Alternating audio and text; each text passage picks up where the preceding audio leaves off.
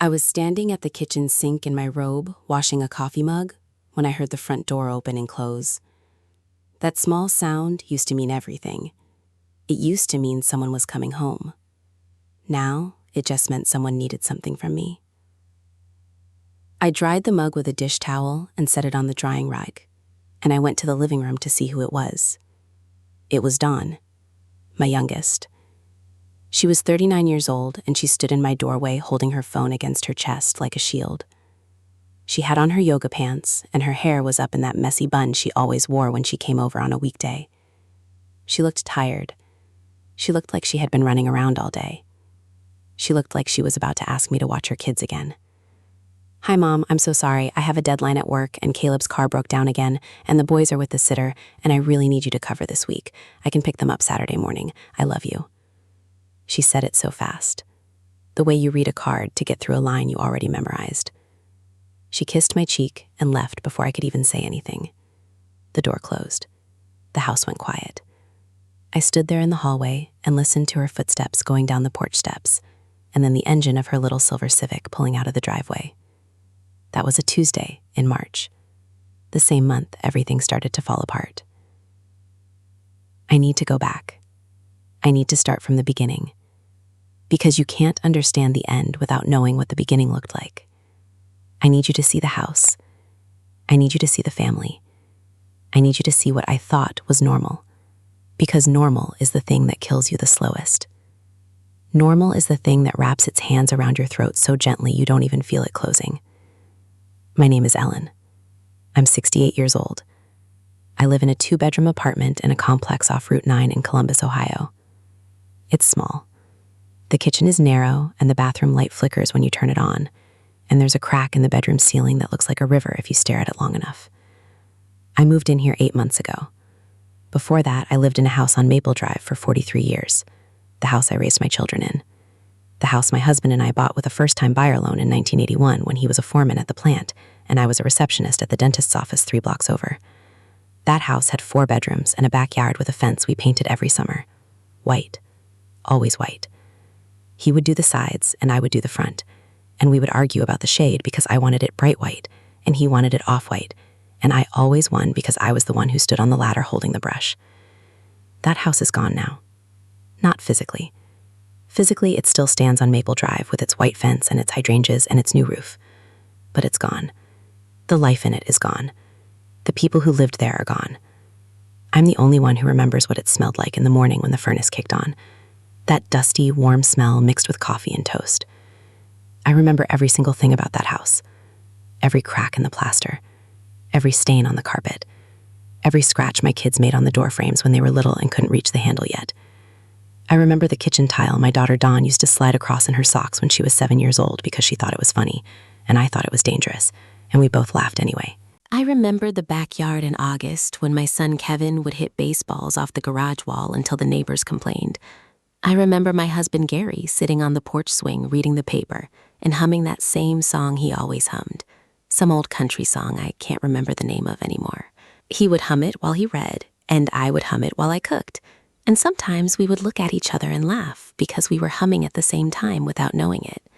That was the sound of my life, humming. Now there's no humming.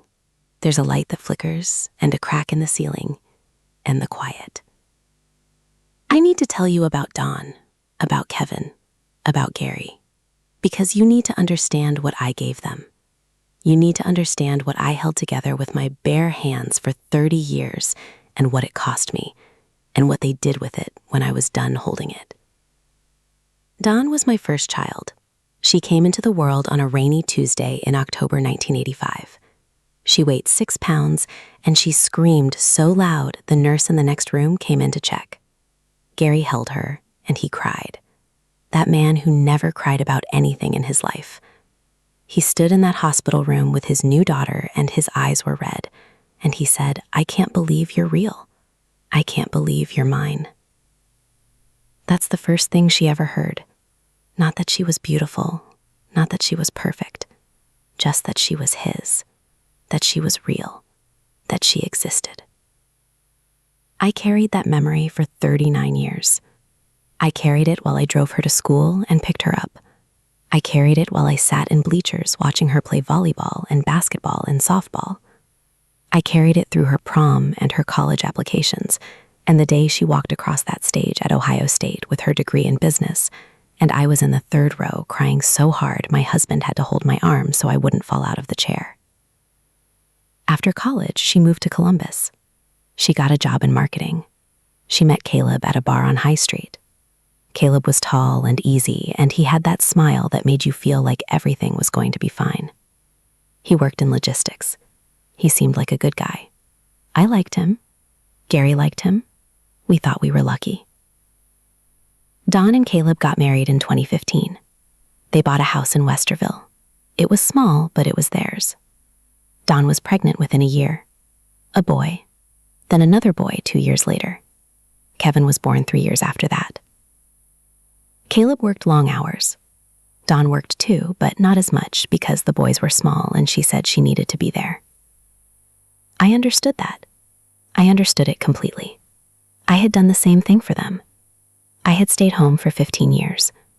I had given up the receptionist job when Kevin started kindergarten because Dawn needed someone to watch the boys, and I was right there. I was 20 minutes away. I was always there. So I went. Every single day for 12 years I went. I drove to her house. I let myself in with the key she gave me. I made breakfast. I cleaned up. I did the laundry. I took the boys to the park. I took them to the library. I took them to the pediatrician when they were sick. I held them when they had fevers. I read to them every night. I was their whole world for 12 years. Their grandmother who was always there. The one they ran to when Mom was on the phone. The one who had the snacks and the patience and the time. I never asked for anything. Not once. I never asked Dawn to pay me. I never asked her to give me any money. I never asked her to do anything for me. I just showed up. Every morning, rain or shine, sick or well, I showed up. Because that's what mothers do. That's what grandmothers do. You give. You give until there's nothing left. And then you give some more. Kevin was my son, my only boy. He was born in 1989. He was different from Dawn. He was quieter. He liked books, and he liked taking things, and he liked sitting on the porch with his dad, listening to baseball games on the radio. He was gentle in a way that people didn't always understand. He didn't like crowds. He didn't like parties. He didn't like the noise that comes with having a big family. But he loved his mom. He would come home from school, and he would sit at the kitchen table, and he would tell me about his day, and I would listen like it was the most important thing anyone had ever said. Gary and I put Kevin through college, Ohio State. Then he got his master's in engineering. We paid for everything. Tuition, books, room and board. We dipped into our savings. We told ourselves it was worth it. It was an investment. He was our son. Of course it was worth it. After college, Kevin got a job in Dayton. He met a woman named Tara. Tara was from Michigan. She was pretty and sharp, and she worked in finance. Kevin was happy. I could see it in his face when he talked about her. That soft look he got when he was talking about someone he loved. I had that look too. I still have it sometimes when I think about Gary, before everything changed. Gary and I celebrated our 43rd anniversary in the spring of 2023. We went to that Italian place on Olentangy River Road that we always went to. We sat in the same booth. He ordered the same thing. I ordered the same thing. The waitress didn't even need to ask. We were regulars. We were that couple, the old couple at the same table every year. Gary held my hand across the table and he said, "You know I'm lucky." I said, "I know." He said, "I don't say it enough." I said, "I know that too." That was the last time I felt safe. I know that now. I didn't know it then. I thought everything was fine. I thought we were just getting older together. I thought the worst thing that could happen was a bad hip or a heart thing. I never thought the worst thing would be the people sitting at my own table. It started with small things. I want to be honest about that. I want you to understand how slow it was, how gradual, how easy it was to miss. In January of 2024, Dawn called me on a Sunday morning. She said, "Mom, I need to talk to you about something. Can you come over?" I said, "Sure, what's wrong?" She said, "Nothing's wrong. I just need to talk." So I went. I drove over. I let myself in with the key. The boys were at the sitter. Caleb was working from home in the back office. Dawn was at the kitchen table with a folder in front of her. She had her reading glasses on. She looked serious. That was the first time I had ever seen her look serious with me. She said, "Mom, I need to talk about the savings." I said, "What about the savings?" She said, the account, the one at Fifth Third. I said, what about it? She said, we need to talk about how much is in there. I said, why? She said, because I've been managing things. I've been helping. I said, helping with what? She said, just come to the table and I'll show you. She opened the folder. There were papers, bank statements, account numbers, a list of transactions. Some of them had my name on them. Some of them had hers. I looked at the dates. I looked at the amounts. I didn't understand at first. I thought maybe it was a tax thing. I thought maybe she was helping me with my taxes because I always forgot to do them on time. But then I saw the numbers, the withdrawals, the transfers, the checks that were signed with my name, but the payee was a company I had never heard of. I said, Dawn, what is this? She said, Mom, just let me explain. I said, explain what? Explain why there are 3 checks to a property management company for $15,000 each. Explain why there's a transfer from my savings to your checking account. Explain why there are withdrawals from the IRA that I didn't authorize. She took off her glasses. She put her hand over her eyes. She said, Mom, I know this looks bad. I said, it doesn't look bad. It looks like theft. She said, I wasn't stealing. I said, then what were you doing? She said, I was trying to help. Your house was falling apart. The roof was leaking. The furnace was dying. You needed a new car. I was just trying to fix things before you had to ask. I sat there. I stared at the paper. My hands were shaking, not because I was angry, because I was confused, because the woman sitting across from me was my daughter, the same girl who used to slide across my kitchen floor in her socks, the same girl who cried on my shoulder when her first boyfriend broke up with her, the same girl who called me every Sunday just to talk, the same girl who I drove to every single morning for 12 years. I said, how much? She said, 200,000. I said, what? She said, over the past 3 years. I said, 3 years? She said, yes. I said, 3 years and you never said a word? She said, I was going to tell you, I just needed the right time. I said, there is no right time for this. You don't wait for the right time to steal from your mother. She started crying. She said, Mom, I wasn't stealing. I said, then give it back. She said, I already used most of it. I said, used it on what? She said, the house, your house, the repairs, the roof, the plumbing. I said, I didn't ask you to do that. I said, I would have done it myself. I said, I am capable of handling my own house. She said, I know. I just thought it would be easier this way. I said, easier for who? She didn't answer. I drove home that day and I sat in my car in the driveway and I did not cry. I just sat there, the engine running, the heat on, my hands on the wheel. And I thought about every morning I had driven to her house. Every morning I had let myself in. Every morning I had made breakfast and cleaned and done laundry and taken the boys to the park. I thought about how she must have looked at me every single morning and seen a bank account, a resource, a thing to be used. Not a mother, not a person, a resource. I went home and I looked at our finances. I pulled every statement I could find. I called the bank. I sat on the kitchen floor with my back against the cabinet, and I went through every transaction for 3 years.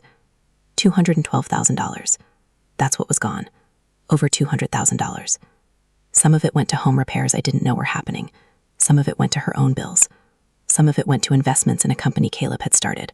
Some of it just vanished. Small transfers here and there. 1,000 here. 500 there. It added up like water filling a basement. You don't notice it until the floor is underwater. I called Gary that night. He was on the porch because he liked to sit outside in the evening. I could hear the crickets. I said, Gary, we have a problem. He said, what kind of problem? I said, the kind that takes money. There was a long silence. Then he said, how much? I told him. He didn't say anything for a long time. Then he said, I'll be right there. He came inside. He sat at the kitchen table. He looked at the papers. He read the statements. He put them down. He looked at me. He said, Ellen, I had no idea. I said, I know. He said, do you believe her? I said, I don't know what to believe. He said, I believe you.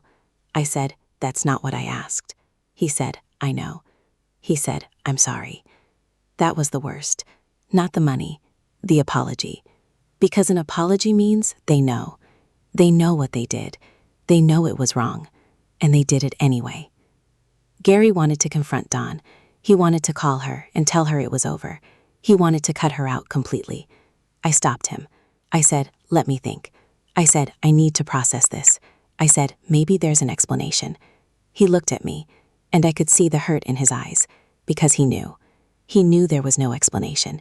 He knew what his daughter had done. But he let me have my time, because that's what he always did. He let me have my time. I gave Dawn 2 weeks. I told her I needed to see the receipts. I told her I needed to see every invoice, every contractor, every repair. She brought them to me in a box. I went through them one by one. Some of them were real. The roof, the plumbing, the furnace, those were real repairs. I could see the work. I could see the before and after. Those were legitimate. But the amounts were inflated. Every single one was inflated. The roof cost her $30,000. A roofer told me later that it should have been $12,000. The plumbing was $18,000. It should have been $6,000. She was charging me double, sometimes triple. And then there were the other expenses, the ones I couldn't trace, the ones that went to companies with names I didn't recognize. Those were the ones that kept me up at night. I called a lawyer. His name was Martin. He was a family law attorney in Hilliard. I sat in his office and I put the folder on his desk and said, "This is my daughter." He looked at the numbers. He looked at me. He said, "Ellen, this is going to be a long process." I said, "I know." He said, "She'll fight it." I said, "I know that too." He said, "Are you prepared for that?" I said, "I don't know." He said, "You need to be." The case took 14 months. 14 months of depositions. 14 months of my daughter sitting across from me in a conference room and telling a court that she did nothing wrong. 14 months of her lawyer trying to say that I was mentally incompetent, that I didn't understand my own finances, that she was just helping, that she was the responsible one, that I was confused and old and didn't know what was happening. Caleb didn't say much. He sat in the back of the courtroom and he stared at his hands. I think he knew. I think he knew from the beginning. But he didn't stop it. He let it happen. That was almost worse than if he had done it himself. The judge ruled in my favor. She said Dawn had to return the money. All of it. Every dollar. She had 6 months to pay it back. But by then Dawn had already spent a lot of it. She had paid off credit cards. She had put a down payment on a bigger house in New Albany. She had put money into a college fund for the boys. She had bought a new car, a Subaru Outback. The money was gone. It was in houses and cars and credit cards, and there was nothing left to give back. The judge ordered a repayment plan, monthly payments over 5 years. Dawn agreed to it. She was supposed to start in June of 2024. She missed the first 3 payments. Then she paid 2, then she missed 4. Then she paid 1. Then she stopped answering my calls. Kevin found out about the lawsuit during Thanksgiving. Tara told him. He called me from Dayton on a Wednesday night. He said, "Mom, I heard about the court thing." I said, "Kevin, I'm okay." He said, "Are you?" I said, "I'm fine." He said, "Mom, I don't know what to say." I said, "You don't have to say anything." He said, "I feel like I should have known." I said, "You didn't know." He said, "I feel like I should have." He said, "I drove to Westerville once and Caleb was on the phone in the driveway and I heard him say, 'We're going to be fine after she's gone.'" He said it so matter-of-fact, like he was talking about the weather. Kevin said I stood in the driveway and I didn't say anything. I just got in my car and I drove home. I said, "Kevin, you should have said something." He said, "I know." I said, "Why didn't you?" He said, "Because I didn't want to believe it." He said, "I wanted to think it was nothing." He said, "I wanted to think my brother-in-law was just talking." He said, "I'm sorry, Mom." I said, "Don't be sorry, be angry." He said, "I am." He said, "I just don't show it." I said, "I know you don't." I said, "You're your father's boy." He laughed. It was the first time he had laughed in weeks. It hurt so good to hear it. Gary and I didn't talk about it. Not really. We lived in the same house and we sat at the same table and we went to bed at the same time, but we didn't talk about it. He would sit on the porch and I would sit inside, and we would exist in the same space without touching each other. One night in December, he came into the bedroom and he sat on the edge of the bed and he said, "I keep thinking about when she was little." I said, "Me too." He said, "I used to carry her on my shoulders at the 4th of July parade." I said, "I remember." He said she would grab the flags. He said she would try to eat the candy from the vendors. I said, "I remember." I think I loved her more than I should have. I said, "Gary, don't say that." He said, "I'm just saying." I said, "Don't say it." He said, "Okay." He died in April. Heart attack. He was 71. He was sitting on the porch reading the paper and humming that old country song, and his hand dropped, and that was it. The paramedics said he didn't suffer. They said it was quick. I don't know if I believe that. I think about that porch. I think about that song. I think about how he never got to say the things he needed to say. Not about Dawn. Not about the money. Not about how he felt about the whole thing. He just stopped. right in the middle of his humming. I moved out of the house 2 months later. I couldn't stay. Every room had a memory. Every corner had a ghost. I couldn't sleep. I couldn't eat. I couldn't sit at that kitchen table without seeing Don's face. So I packed what I could into boxes and I drove to this apartment complex, and I signed a lease, and I sat on the bed in the empty bedroom and I did not cry. I just sat there, the way I sat in my car that day, the way I have been sitting ever since. Dawn still owes me money. She owes me over $200,000. The repayment plan is still technically in place. Her lawyer says she's having financial difficulties. Caleb still works in logistics. Dawn still works in marketing. They still live in their house in New Albany. The boys are 9 and 7. They don't know what happened. I hope they never find out. I hope they grow up and they don't know that their grandmother was taken away by their mother. I hope they remember me as the woman who made pancakes and read them stories and took them to the park. Kevin calls me every Sunday. He always has. He drives down from Dayton once a month. He brings me groceries. He fixes the things I can't fix. He sits with me in the quiet and he doesn't try to fill it. He just sits. That's enough. That's more than enough. Tara sent me a card last Christmas. It said sorry. It said we love you. It said Kevin talks about you all the time. I put it on the refrigerator. I look at it every morning when I make my coffee. It's the only card on that refrigerator. The rest of the magnets are old. A couple from the boys. A photo of the grandkids that Dawn took at the zoo last summer. I can't take it down. I can't throw it away. It's the only proof that someone in that family still thinks I'm a person. I go to the coffee shop on Saturday mornings, the one on Sawmill Road with the wobbly table by the window. I sit there for 2 hours. I drink my coffee. I look out the window. I watch people walk by with their dogs and their kids and their shopping bags. I don't envy them. I just watch. Because it's better than sitting in the apartment listening to the refrigerator hum. Sometimes I drive past the house on Maple Drive. I don't stop. I just drive by. The fence is still white. The hydrangeas are still there. The garage still has the dent from Kevin's baseball. The porch still has the swing. I wonder if Dawn ever looks at it. I wonder if she ever drives past it and thinks about the woman who stood on that ladder and painted that fence every summer for 40 years.